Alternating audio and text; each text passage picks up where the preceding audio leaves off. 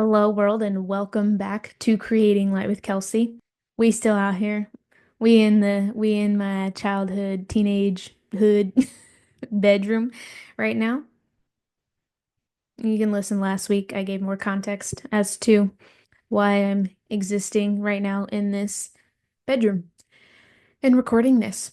Ooh, I will add for more context, because this is like a cool full circle moment to be able to get to record while I'm visiting my parents, is when I was a kid, I used to have a tape recorder. I got it, I think it was when I was 8, and it was for Christmas. I got it from one of my uncles, and that was my favorite gift ever. And I would go around and pretend that I was a host on a radio show and create these little segments and speak on them. And then I would go around and interview people on that specific topic and segment. Like I was quite organized. And what's it's really funny to listen back because I still have all of that, of course, is to listen back and realize how controlling I actually was. And when people wouldn't follow the script and the outline that I had provided them, because why would they? Because they're little tiny kids, and kids can kids can and will intentionally push your buttons. And so once they saw that I was getting annoyed, they just like pushed it even further. And it's really funny to listen to on that whole process. But yeah. I was full on the host of the radio show. I called it live radio station news because, we're so creative. And look at me now. Now we're here having a podcast show. And then I'm in the room of this wasn't the recording was when I was younger, but still, it's like we're doing stuff. We're in some parallel realities, the portals of like existing and visiting teenage self and past selves, but existing in the present moment and then doing things in the present moment that my past self and little child self totally would have wanted to do.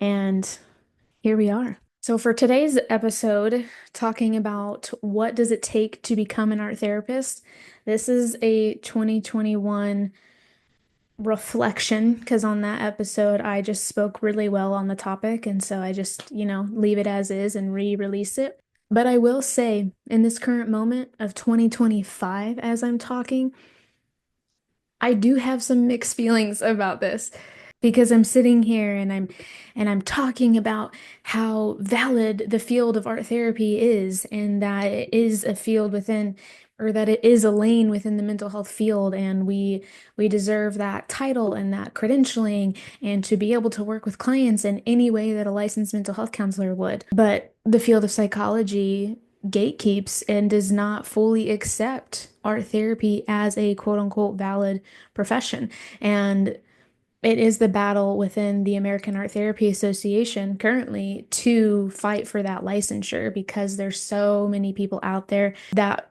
are just people, practitioners, saying that practitioners, as in they're not even in the mental health field, but practitioners saying that they use art therapy with clients and they're not an art therapist. So that's like the verbiage of to, but we can't do anything about it or report them because it's not a licensed profession. So we can say something, but like there's no repercussions or consequences. And so a lot of people are out here saying that they do art therapy when they don't. Like they would use art therapeutically or art expressively. And we're not trying to gatekeep art and saying like you can never use art in the way that you work with clients ever. But it's just like, know your lane. Like don't say it's therapy when it's not. Like, are you a trained professional in the therapy field? No? Okay, then don't say it's art therapy. Call it something else. But this is where the mixed feelings come into play, because what's a big LOL is this whole fight for art therapy to be seen as valid and to be accredited for the work that it actually does and entails is the same exact fight that indigenous cultures and people of color have been fighting all of this time for the millennia of when white people and the field of psychology stole their practices to then now gatekeep it in the field of science and have all these credentials around it to where it's so fucking hard to even break in and break through to be a part of this system. Because to be a licensed mental health counselor is no simple feat. Like, but where did these theories, these quote unquote theories, they were not founded by the white men that founded them. They were cultivated and taken and stolen from indigenous practices. So then it's just this is where the mixed feeling comes in with art therapy and the field trying to fully integrate its way into the mental health realm, into the field of psychology to be licensed is is like, do we even want that? Because art therapy doesn't stand for diagnosing. It doesn't view the person as symptoms. It views people as a whole, which is connected to ancestral indigenous roots. So do we want to fight to fully be a part of a colonized system? That's, personal. I do not. I do not want to do that. And I've gone back and forth as far as because I can be a words. I can be a licensed mental health counselor if I wanted to because my training in grad school was all art therapy courses specific, like specialized in that way. And then there was some counseling courses, and it all can like puzzle piece together to where I would have enough credits to be able to take the exam to have that licensed credential. Separate, it would be like licensed mental health counselor and registered art therapist. So both of those things behind my name, but like I don't want that. Like I don't want to be in that system. I don't want to condone it in any way, and I'm standing true in that now. And because that's what's been so back and forth of like, do I want to finish this? Because I'm in my last year of the pre-licensed credential for the licensed mental health counselor, and if like you have like 5 or 6 years to be able to finish the hours that you need to finish to then take the test and be fully licensed. And if you don't do that, then it all just becomes void and invalid. And you couldn't like get licensed, from my understanding. Like if that passes and you ever want to come back and get licensed, I don't know if you could. Um, so I'm just kind of letting that run its course and quote unquote run out of time.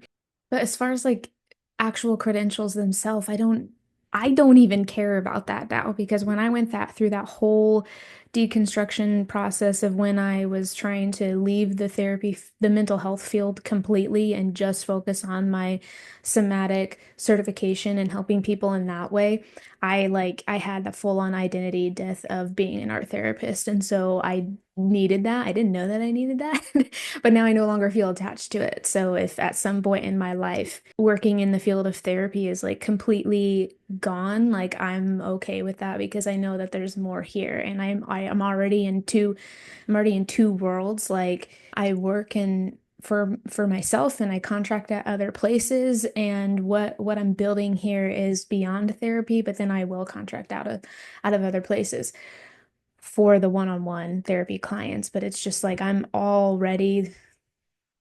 we out here doing both, because there's more to it than just that as far as healing goes. And so I like to be accessible in that way and how I can help others. And in this episode, it was recorded in 2021, and I had like just got my provisional credential for art therapy. So there's art therapy, you can be credentialed, but it's not licensed. So what it is a registered art therapist or a board certified art therapist or the provisional registered art therapist. And when I was recording this in 2021, I had just got the provisional credential, which means I had just graduated. And now, as I'm speaking today, I have finished the full process. Like I took a break, I come back, went really slow because like I said, even on this, I was like, do I do I want to be here? But this whole time, I definitely wanted to create something for myself with this. And yeah, then I came back and decided to finish it, and I finished my hours, and now I'm officially a full-on registered art therapist that came in October of 2024. But it's weird because like I've been seeing clients since 2018, so it took that long because I was still in school at the time. I was an intern, but then graduating and now. But why I brought up the whole like, oh, I don't even care about the credentials. Like at the end of the day, that doesn't really matter. The title, the letters behind your name doesn't matter. Because also with being in this field for a while, I've seen people and the way that people practice and having all these titles and all these names and all this ex quote unquote experience as far as education goes.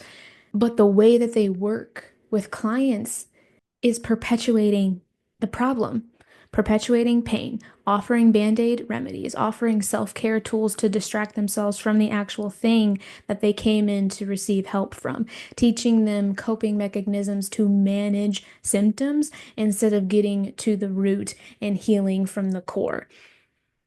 So that does not fucking matter. You can have all of the training in the world in any facet of the way of mental health, spiritual healing, any type of tradition, religion, all of that.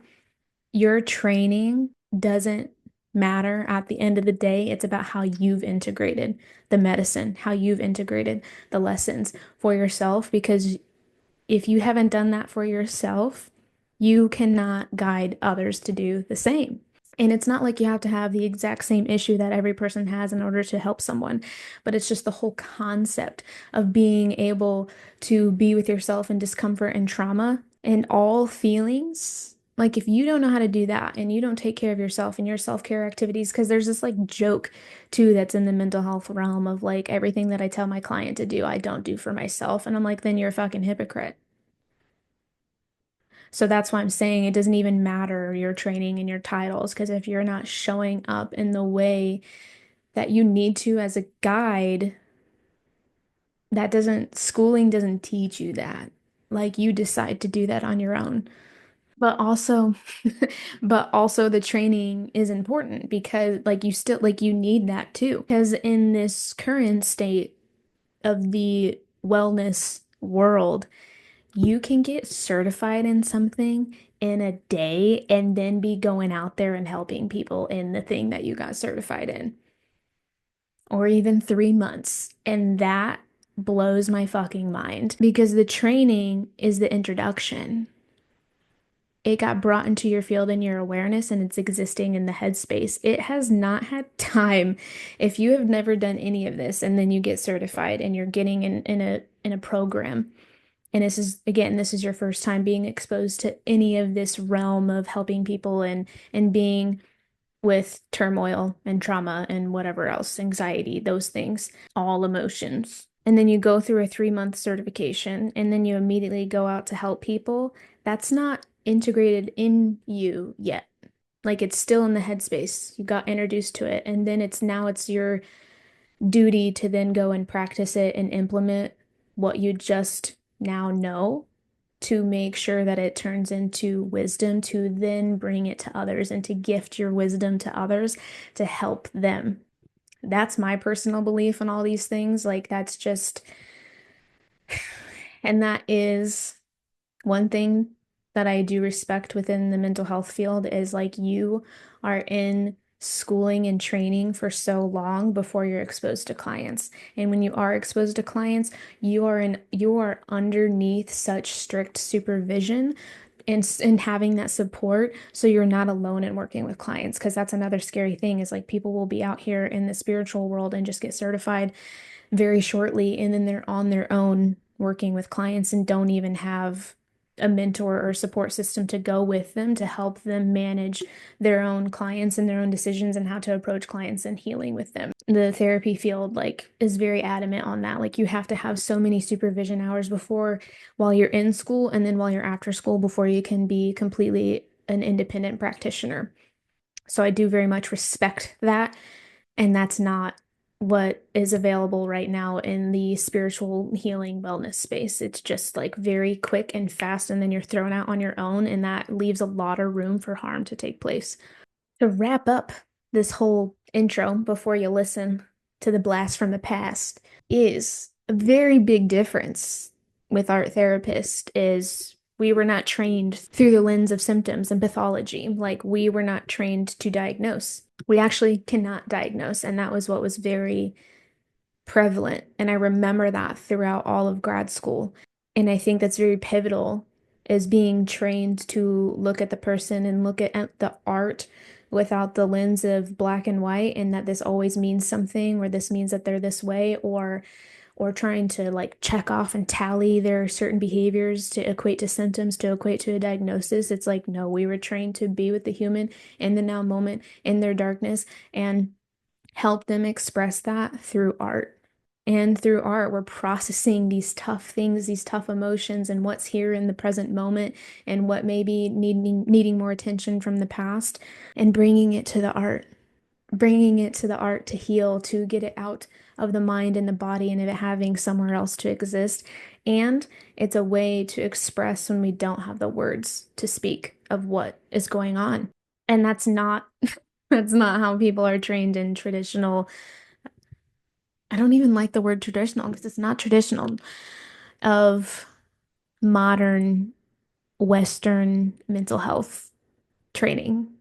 That's completely different than how art therapists are trained. And I have been discovering, because like what I mentioned earlier, was that is how the mental health was built on colonization and people stealing practices from indigenous people and people of color. I'm starting to discover now, so I don't have enough information to really speak on it, but just to like have drop a little information is, I don't think that art therapy is completely void of that either. And I don't know the lanes of where that thread would be, but I do know because of my own ancestry of having Celtic roots, is their ceremonies and their shamanic ceremonies that they would have in their healing circles, and their own traditional practices used art for healing. And when I looked that up, and I think some of it was like bardic ceremonies, maybe, but in the Druids, it's the exact definition of art therapy. So, art therapy, the hands aren't clean of colonization either. So, I'm like, okay, now I'm getting curious of where is art therapy? Is that the byproduct of colonization of Celtic tradition? So, you know, just all the rabbit holes and all of the awakening and the like, getting curious of like where are the roots of things and how can we honor that and get back to that and not continue to condone separation. In this day and age, that's going to be an ever evolving journey, definitely for the next hundreds of years. So, but there's that. So now here you go, listening onto what it actually takes to become an art therapist. I guide you through all of that. So if this is speaking to you and you're interested in art therapy, I mean, like I said, I am a registered art therapist, so I'm not discrediting this field or not wanting to be a part of it anymore. I thought, we've been through our own identity crises and journeys, but as this moment, like I'm still here and honoring this field and where I'm at, and that this is part of my path. So if this is something that interests you too, of like you feel a calling of a pull to mental health, of wanting to maybe I can help in that way, but you don't want to be a full-on licensed mental health counselor, but you still want to be in that field. This is a different avenue. Art therapy is a different avenue of being in the mental health field. Same thing with music therapy, drama therapy, dance therapy. Like these are different avenues to be in that. And if you're curious of to what it takes to be there, continue listening. All right, here's the episode.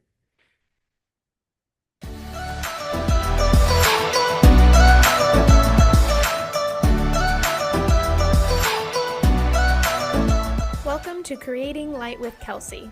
I am an art therapist who believes that the only way we can create light in our lives is by having the courage to feel our darkness. On this show, I will discuss trauma and ways to heal through modalities like art therapy, sexuality, and spirituality. I've been called to share my story to show that even in the midst of pain, I have found purpose. So join me as I continue the healing journey and create light within while feeling the darkness. I hope it inspires you to do the same.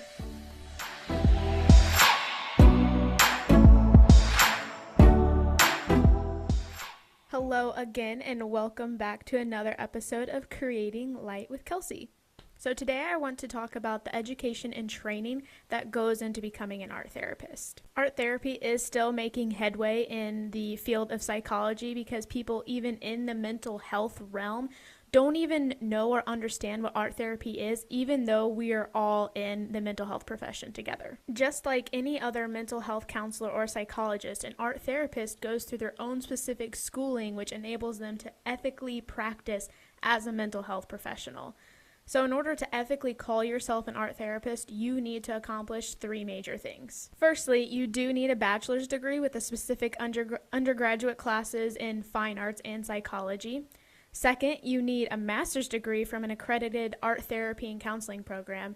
And then third, upon graduation as a new art therapist, you need to obtain 1,500 hours of working directly with clients. And these hours have to be accomplished while being supervised by a board certified art therapist before you can completely practice on your own. Now, I know I just read off those three things like it was so easy, but those things take years to accomplish. Right now, I'm currently on my third major thing, which means that I recently graduated and I handed in my application to receive my ATRP credential, which is the provisional step to becoming a registered art therapist. As I'm recording this right now, I have handed in my ATRP, so I'm waiting on that official approval. So once I have that in and have my ATRP, I can begin working and actually getting paid now towards my 1,500 supervised hours. So what that means is I can work directly with clients alone and by myself as I was as an intern,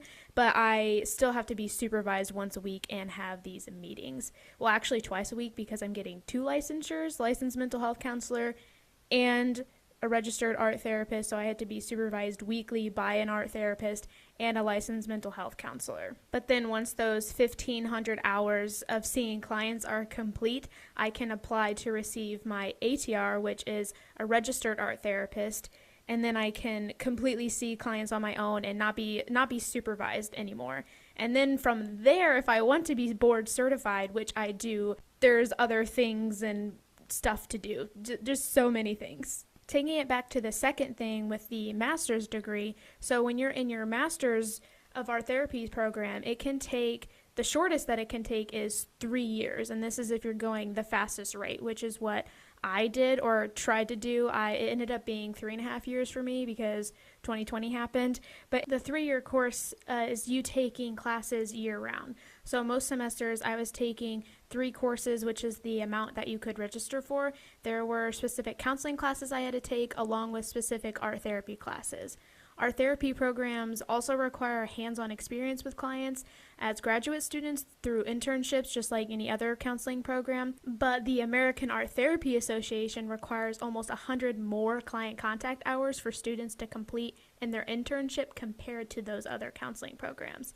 Then my program required students to write a thesis, which if you know, you fucking know. That was by far the hardest thing I've had to accomplish in my life. It took me over a year to complete it, and I will be talking about it because my thesis was actually a study on myself, which is called a heuristic study, and it was about self-care after trauma using art therapy, journaling, and dream documentation, which it totally broke me open and was amazing. I definitely wouldn't change it for the world, but there are so many people out there that are counselors and didn't have to write a thesis. So this just goes to show how hard the people in my program have had to work to become an art therapist and make something of themselves. It seriously felt like I was getting 2 master's degrees, and in a way I was, because once I finish my postgraduate client supervision hours, I will be able to have multiple credentials behind my name,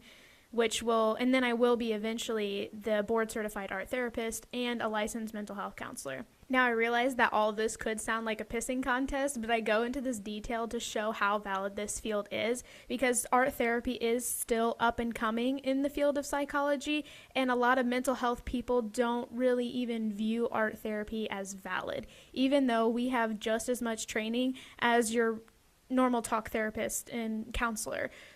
We might even have more training because there's so much more we have to learn. We learn the field of counseling, and then we also learn the field of art therapy to then merge it together. And a lot of other sectors in the mental health world don't view art therapy as a legitimate profession. It can be viewed as less than. People believe that art therapists don't have the knowledge to be quote unquote real counselors. And like I said, the reality is we probably have more education and training than a licensed counselor or social worker. And many organizations that art therapists work for strip them of their title and only allow them to be called counselors. Then also, with all of this work that we've accomplished, companies try to give art therapists a shit salary while also not giving them a budget for art supplies. It can feel like a dog-eat-dog world out there. I'm sure music therapists, play therapists, dance therapists, drama therapists, etc. all feel the struggle as well. I know that it has challenged me to stand my ground and use my voice to honor my worth, which is scary because I also feel like a brand new baby deer out here trying to find my way. But there's a difference between making it work and accepting an offer from a mental health organization that would leave me struggling to make ends meet when I know I'm more than qualified. One last important thing, and then I'll jump off my soapbox. There is a current battle that the American Art Therapy Association and its members face. We encounter other mental health professionals who have not acquired the appropriate training, yet say that they offer art therapy in their services. So if you're on Psychology Today or any other search engines like that, looking for a therapist, and they say that they offer art therapy but do not have ATRP, ATR, or ATRBC behind their name, they are not qualified. Working with art while holding the space for a client is in their most vulnerable moments is an intricate process. A person can easily cause harm to the client when using art if they don't know what they're doing, which goes against the ethical principles, and professionals can be reported for saying that they are an art therapist when they're not, or when they say that they offer art therapy and they don't, when they're actually just randomly using art in sessions. So if you are interested in seeking out specifically an art therapist, make sure that those credentials are behind the name, an ATRP, ATR, or ATRBC. Okay, I think I covered all my grounds here. I mean, can you tell that I'm passionate about art therapy? I wanted to just offer these first 2 episodes really explaining what art therapy is, because I am going to be talking about it a lot along with other things. So these episodes can be always referred back to, episode 1 and 2, if you're a new listener and you don't know what it is, or if you're listening on and then you kind of forget about the details that go into it all. But thank you for taking the time to listen in on what it all takes to become an art therapist and what is art therapy. It can take around 10 years before an art therapist can completely practice on their own, which is wild. But it just goes to show that we got you. I do know what I'm doing, and this is my purpose. I'm here for you to be a guide throughout all this process of your healing journey. Then the next few episodes, I will be diving into my trauma story, which is a little nerve-wracking to be talking about it on this much of a public forum, but I'm here for it. I know I've been called to do this, so stay tuned.